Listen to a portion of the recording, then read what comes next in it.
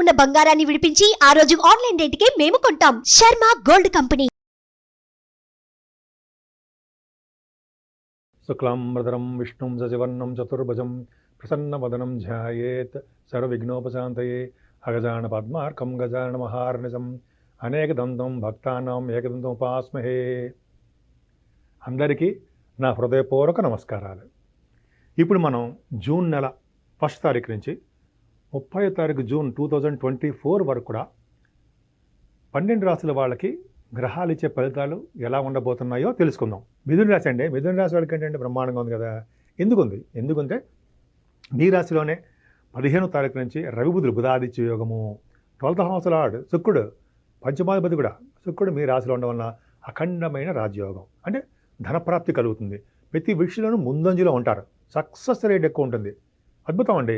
అలాగే మ్యాథమెటిషియన్స్కి, సైంటిస్టులకి, వేద పండితులకి, అలాగే ఆస్ట్రాలజర్స్ వాళ్ళకి మంచి ఆసక్తి ఉంటుంది. వాళ్ళ డెవలప్మెంట్స్ ఎక్కువ ఉంటాయి, నాకు చెప్పకల్లా. అద్భుతం, తెలివితేటలు అద్భుతంగా ఉంటాయి.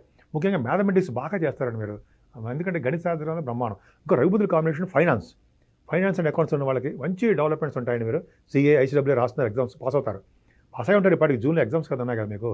సరే, ఎందుకంటే నేను సీఎంఏ కాబట్టి చెప్తున్నా. సరే, అది పక్క పెడదామండి. శుక్రుడు కాంబినేషన్ ఉండడం వల్ల, బుధ శుక్రుడు కాంబినేషన్ వల్ల అందంగా ఉండడము, బట్టలు కొనుక్కోవడము, ఆభరణాలు కొనుక్కోవడము మేము చాలా బాగుంటుందండి. ఎప్పుడు అందంగా, స్పీడ్గా, డైనమిక్గా, తెలివిగా ఉంటారు. కానీ దశమల రాహు చిన్న ఇబ్బందులు పెడతాడు. అక్కడ దశమస్థానం చెప్పుకుందాం. కానీ బుధుడు మీ కుజుడు ద్వితీయ భావం చూడడము, 30వ తారీఖు నుంచి బుధుడు సెకండ్ హౌస్లో రావడం వల్ల ఫైనాన్షియల్గా ఇబ్బంది ఉండదండి మీకు. ఏమాత్రం ఇబ్బంది పడరు. కాబట్టి కష్టపడి సంపాదించే డబ్బు మాత్రం ఉంటుంది మీకు. అలాగే గాయకులు కూడా మంచి అవకాశాలు వాటందరూ అవే వస్తాయి. కానీ ప్రయాణాల్లో మాత్రం కొంచెం జాగ్రత్తగా ఉండండి. మీ తోబుట్టు విషయంలో కానీ, లేకపోతే మీ ప్రయాణంలో కానీ, అయితే వెహికల్స్ కొనేటప్పుడు కానీ కొంతమందికి వాళ్ళ జాతకాలు ఇచ్చే ఇబ్బందికరంగా ఉంది. కానీ 4th భావంలో కేతు చదువు చెడగొడతాడు కదా, అదే ఇబ్బంది పెడతాడు కదా. అవును, ఉంది. అందుకని గణపతి ఆరాధన, సుబ్రహ్మణ్య సమారాధన చేస్తూ చెప్పేవాడు నేను. అది చేసుకుంటూ ఉండడం వలన గురుదృష్టి కూడా 4th భావం ఉందండి. అంటే గురుదృష్టి ఉందంటే పర్ఫెక్ట్, బాగుంది. అంటే మీ చదువులో సేఫ్, మంచి బాగా డెవలప్మెంట్స్ ఉంటాయి. మీ తల్లిగారికి ఆరోగ్య పరిస్థితి అద్భుతం. అలాగే మీరు భూములు కానీ, వాహనాలు కానీ, లేకపోతే కొంతమందికి అపార్ట్మెంట్స్ ఇల్లు కట్టుకోవడం ఇవన్నీ ఉంటాయి. అలాగే 4th భావం బాగుందంటే సంగీతంలో గురుదృష్టి ఉంది కదండి. సంగీతం అద్భుతంగా ఉంటుంది. ఎక్కడికి వెళ్ళినా ఫుడ్ బాగా దొరుకుతుండో. 4th భావం బాగుందంటే చాలా అదృష్టవంతం చెప్పచ్చు. కుజుడు పంచమస్థానం చూస్తున్నాడండి, ప్రేమగా ఉంటారు, స్పోర్ట్స్లో బాగా రాణిస్తారు. సినిమా రంగం, కళారంగం కదా, పంచమభావం కళారంగం కదా.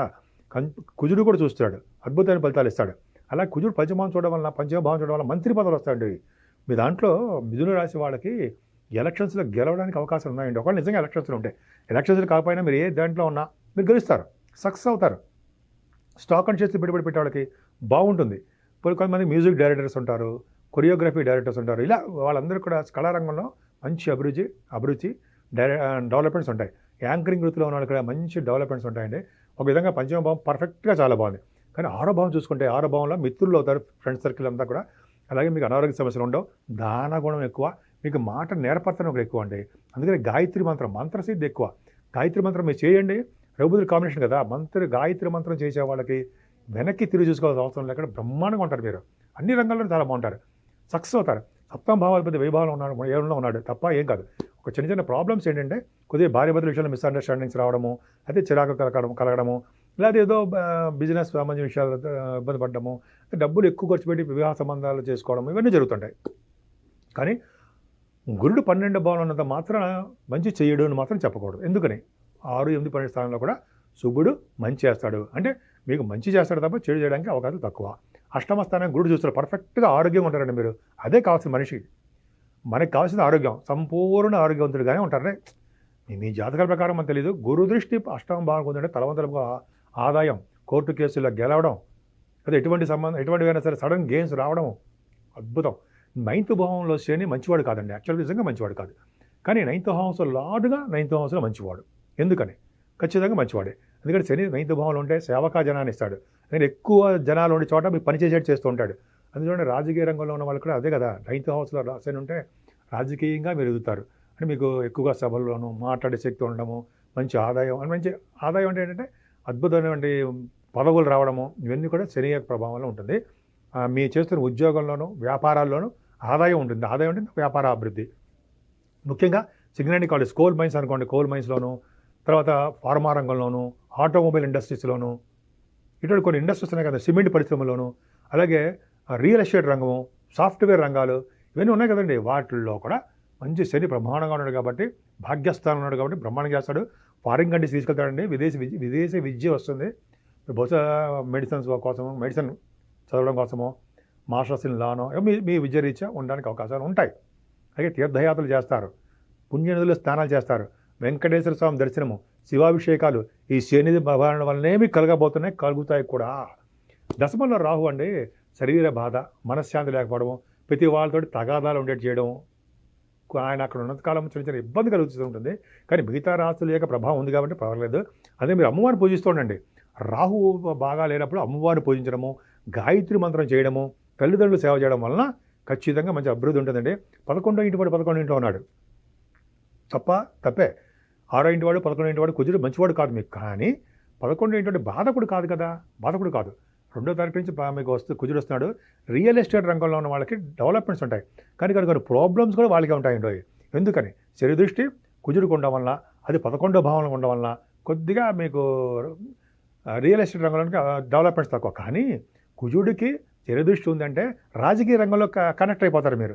కనెక్ట్ అవ్వడం అంటే శని 9వ భావంలో ఉండడము, దశమంలో రాహు ఉండడం, 11వ ఇంటి కుజుడు ఉండడం వల్ల మీరు కనెక్ట్ అవ్వడం అంటే రాజకీయ రంగంలో సెలెక్ట్ అవుతారు, ఎలక్షన్స్లో గెలుస్తారు, పదవులు రావడానికి అవకాశం ఉంటుంది, అలా చెప్పచ్చు అనమాట. అంతేకాకుండా చిన్న చిన్న దెబ్బలు తగలడానికి, బ్లడ్ కారడానికి, బోన్స్ సంబంధించిన దానికి, తలకి సంబంధించిన గాయాలు అవ్వడానికి కొద్దిగా అవకాశాలు ఉన్నాయండి. భయపడకండి, అందరికీ ఏమి ఉండవు, కొన్ని వాళ్ళ జాతకాలు రీత్యా ఉంటాయి, కొద్ది జాగ్రత్తగా ఉండండి. తర్వాత రవి, బుధ, గురు, శుక్ర, చంద్రులు. 2nd హౌస్ లార్డ్ 12వ భావం చంద్రుడు 6వ తారీఖుని, 7వ తారీఖు, 8వ తారీఖు ఫారిన్ కంట్రీస్ వెళ్తారు మీరు.